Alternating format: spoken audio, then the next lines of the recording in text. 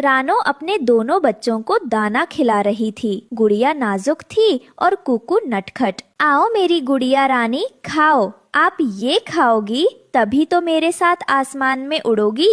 और कुकू, तुम हमेशा जल्दबाजी। आराम से खाओ मेरी लाल।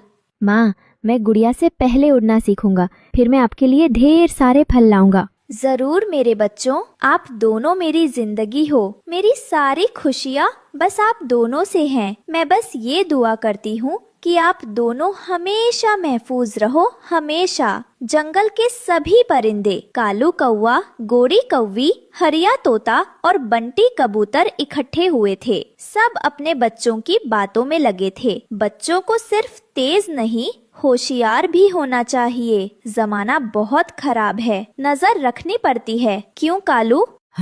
गोरी सही कहती है, जंगल अब पहले जैसा महफूज नहीं रहा। कालू भाई, जब से बच्चे हुए हैं दिल घबराया रहता है। उसी पल एक खामोशी छा जाती है। मौत का साया। चील शिकारी एक दहशत अंगेज चीख मारता है। सारे परिंदे भागो, छुपो चिल्लाते हुए अपने अपने घोंसलों की तरफ भागते हैं। रानो अपने घोंसले में बच्चों को सीने से लगा लेती है। कुछ नहीं मेरे बच्चों, तूफान था, गुजर गया।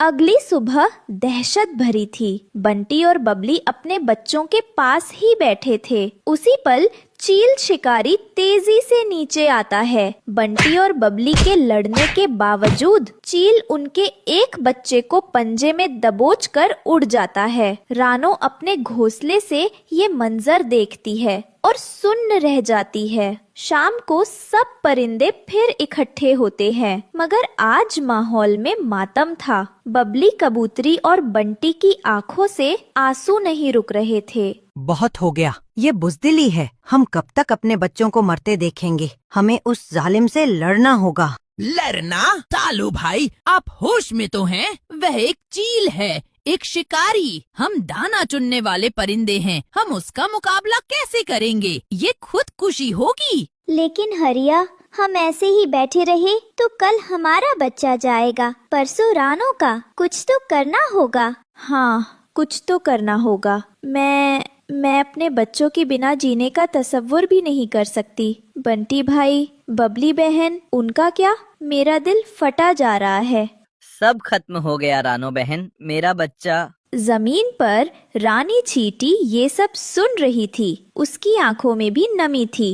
इन आसमान वालों की जिंदगी कितनी मुश्किल है, हर वक्त मौत का खतरा। चांदनी रात में रानो अपने बच्चों के बीच लेटी थी। माँ, आप रो रही हो? नहीं मेरी जान, वो आँख में तिनका चला गया था। माँ, वो गंदा चील बंटी अंकल के बच्चे को ले गया ना? कुक्कू, गुड़िया, मेरी बात ध्यान से सुनो। आप दोनों अब घोंसले से बिल्कुल बाहर नहीं निकलोगे जब तक मैं ना कहूँ। वादा करो मुझसे।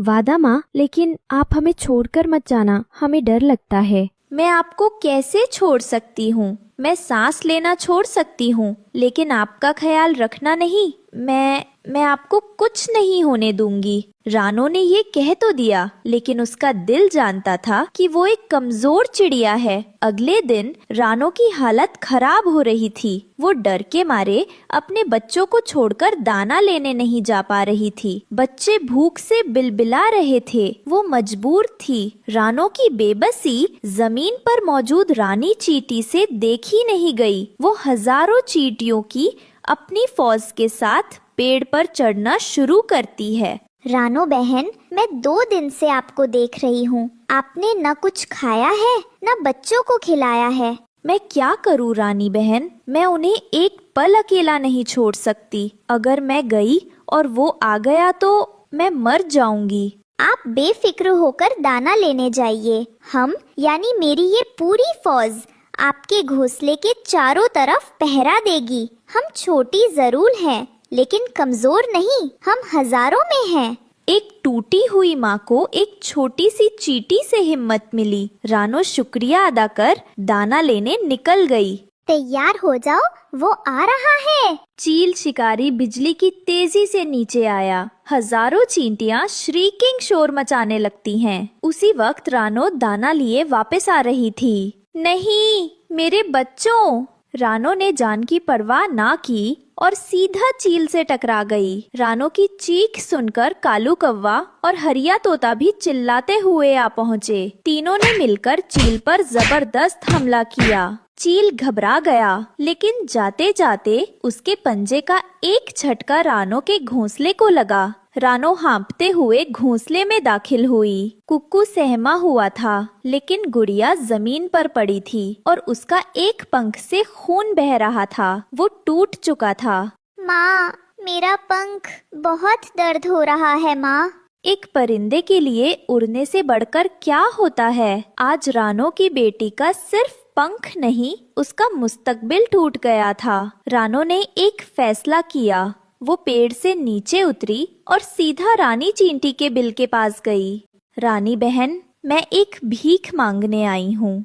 आप हुक्म कीजिए। मैं अपने दोनों बच्चों को, गुड़िया और कुक्कू को आपके पास छोड़ना चाहती हूँ, जमीन के नीचे, आपके बिल में। लेकिन रानो बहन, परिंदे जमीन के नीचे कैसे रहेंगे? वहाँ रोशनी नहीं, हवा नहीं। कम से कम जिंदा तो रहेंगे रानी बहन। ऊपर आसमान में उनके लिए सिर्फ मौत है, जमीन के नीचे अंधेरा है, लेकिन जिंदगी तो है। खुदा के लिए मेरी गुड़िया को बचा लीजिए। रानो, आसमान की रानी, जमीन पर एक चींटी के सामने सर झुकाए रो रही थी। आप रोइए मत बहन, आपके बच्चे आज से हमारी हिफाजत में हैं। अगले दिन रानी चींटी और उसकी सेना गुड़िया और कुक्कू को घोंसले से नीचे ला रही थी। गुड़िया उड़ नहीं सकती थी, इसलिए हजारों चींटियां उसे उठाकर धीरे धीरे ला रही थीं। रो मत मेरे बच्चे, बस कुछ दिन की बात है। उसी पल वो मनहूस साया वापस आया। चील शिकारी बदले की आग में जल रहा था। जल्दी करो, वो आ गया। कालू भाई, हरिया भाई, मदद करो। रानो की चीख कालू के घोंसले तक पहुंचती है। ये रानो बहन की आवाज है। वो शिकारी फिर आ गया। गोरी, बच्चों को अंदर करो और दरवाजा बंद कर लो, मुझे जाना होगा। कालू, आप होश में तो हैं?